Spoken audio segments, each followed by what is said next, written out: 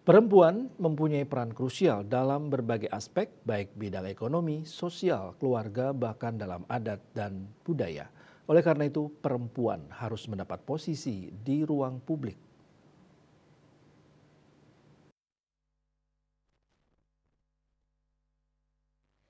Salah satu tokoh perempuan, Wati Silalahi Apenu mengatakan Bali membutuhkan sosok atau tokoh terutama perempuan yang berani, kuat dan tangguh karena kebutuhan ini relevan dengan kondisi Bali saat ini. Sosok yang kuat dibutuhkan untuk menjaga tradisi, budaya dan tanah Bali.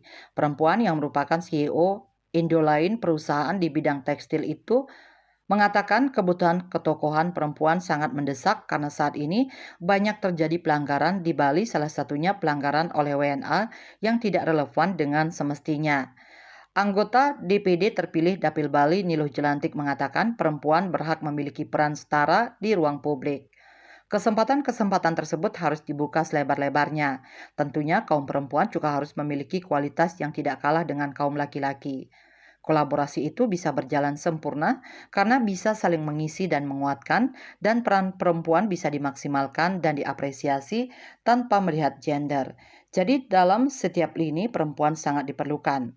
Tantangan terbesar perempuan Bali menurutnya dukungan keluarga. Jika dukungan dari luar rumah sudah cukup, namun dukungan keluarga tidak sepenuhnya, perjuangan perempuan Bali juga tidak maksimal.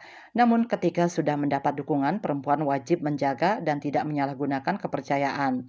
Selain itu, ketersediaan ruang publik untuk perempuan juga terlihat dari keterwakilan perempuan di lembaga perwakilan rakyat sebesar 30%. Jika keterwakilan perempuan 50%, maka untuk keterpilihan perempuan juga harus naik 30%. Cita Maya Bali Pos melaporkan.